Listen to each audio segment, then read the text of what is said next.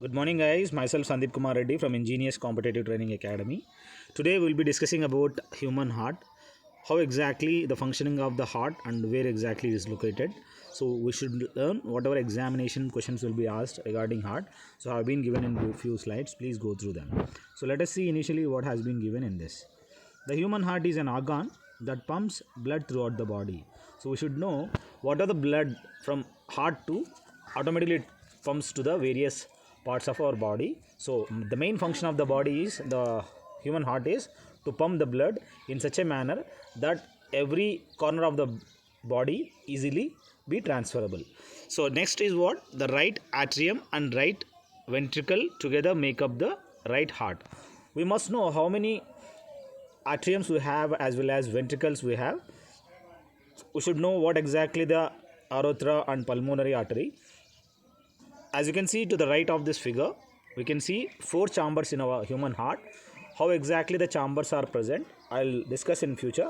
So here we should remember that right whatever the atrium as well as right ventricle. So here whatever has been given, so these two has got a bigger size. Right atrium and right ventricle together make up the right heart. So this together is right heart, and left atrium and left ventricle together is left heart. So here among all these two, right atrium as well as left ventricle, these two are in a big size. I'll discuss in next slide. The left atrium and left ventricle make up the left heart, as you can see to the left side. So next we have a wall of the muscle called the septum separates the two sides of the heart. So what exactly the muscle is? There is a wall in between the two sides. That wall is known as septum. Here a double walled sac called pericardium encases the heart, which serves to protect the heart and anchor it inside the chest. We have to remember that heart has got the layer are surrounding it. As you can see, the lungs are surrounded by the thin layer is known as pleura. In the same manner, as you can see, pericardium is the one which has got a double walled sac which is around the heart. How exactly? You can see the thickness of the pericardium.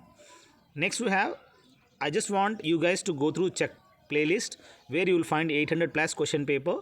I am damn sure you will like this. Please check once and please share it to your friends after subscribing it. The between the outer layer, the parietal pericardium, and the inner layer, the serous pericardium. We have to remember sorry, we have to remember that whatever the outer layer in the cardium, that is known as parietal, and the inner layer is known as serous pericardium. So that as I had told already, it's a two layer membrane. So the same manner parietal and serous runs pericardial fluid which lubricates the heart during contractions and movements of the lungs and diaphragm. We should know whenever there is a pumping take place, the contraction and expansion takes place. So during that time, this parietal pericardium will help a lot.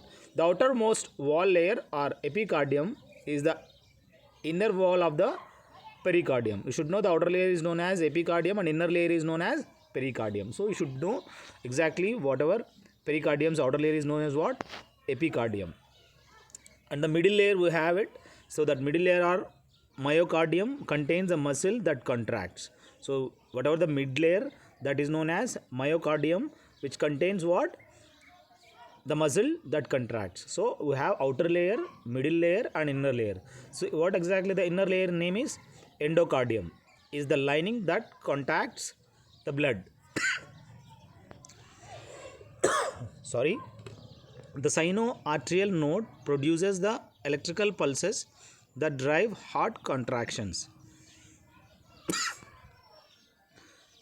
The two atria and ventricles are separated from each other by a partition, the interatrial septum or interventricular septum respectively. So whatever they had been given, interatrial septum or ventricular septum, these are the two one which are the two atria and ventricles are separated. Function of the heart. We must know how the heart exactly functions. The pulmonary circuit. deoxygenated blood leaves the right ventricles of the heart via the pulmonary artery and travels to the lungs, then returns as oxygenated blood to the left atrium of the heart via pulmonary vein. So here what exactly has to be remembered is, whatever deoxygenated blood, what happens? It leaves the right ventricle of the heart via the pulmonary artery and travels to the lungs, then returns as oxygenated blood to the left atrium of the heart via pulmonary vein. So we should remember this, with through which the deoxygenated blood leaves, that is through pulmonary circuit or vein. Next we have the systematic circuit. So whatever the systematic circuit has been given here, the oxygenated blood leaves the body via the left ventricle to the aorta. So here whatever the oxygenated blood, what happens? This goes through body via left ventricles to the aorta, and from there enters the arteries and capillaries, where it supplies the body's tissue with oxygen. Deoxygenated blood returns via veins to the vena cava, re-entering the heart's right atrium. So you should know what exactly the functioning of it, and you can directly go through the figure of it and you can judgment whatever exactly the meaning of it. And I request you guys to call me on 766730 if you want 2100, that is 2100 questions of PDF concerning to GK and GS for examinations. Blockage of any artery can cause heart attack. What exactly the heart attack is? Non-supply of blood. That is due to the blockage of the veins. So here we should remember, whenever there is a blockage, you will get the heart attack or damage to the muscles of the heart. A heart attack is distinct from cardiac arrest, which is a sudden loss of heart function that usually occurs as a result of electrical disturbances of the heart, that is known as rhythm. So here we should remember that disturbance is known as what? Rhythm. The heart contains electrical pacemaker cells which cause it to contract, producing a heartbeat. The aorta is the main artery leaving the heart. So we have to remember here, there will be a placement of pacemaker which will be inserted through your veins of your hand, then that will be directly will be placed near to the heart, so automatically it start functioning very properly. So that helps you in order to get heart attack. Next we have ECG, that is electrocardiogram, which is refers to the recording of the electrical activity of the heart. This helps in the electrical activity of the heart. As you can see, that chart will be given as usual. It is right side, whatever the machine has been created, wave pattern representing heart rhythm. So this kind of rhythm is, if it is good, then it will be good for your blood supply. If there is any problem in ECG, then you will have to take the proper precautions for your heart attack. Next, the smallest blood vessels in the body, venules, are small vessels that continue from capillaries and merge to form veins. They drain blood, then capillaries to vein. So here, whatever the smallest blood vessels in the body are there, they are known as venules. They are the smallest vessels that continue from capillaries and merge to form veins. They drain blood, then capillaries to veins. So we should remember how exactly from the vein to venule, from venule to again it's capillaries, from capillaries to arteriole and artery. So this is the way of functioning of the blood from one place to other place, how this functioning takes place. So you should know how exactly the size of the heart and what exactly the pumping pressure is, near about 100 miles per hour. So that pumping pressure of the blood, how much is that? That is near about 100 miles per hour.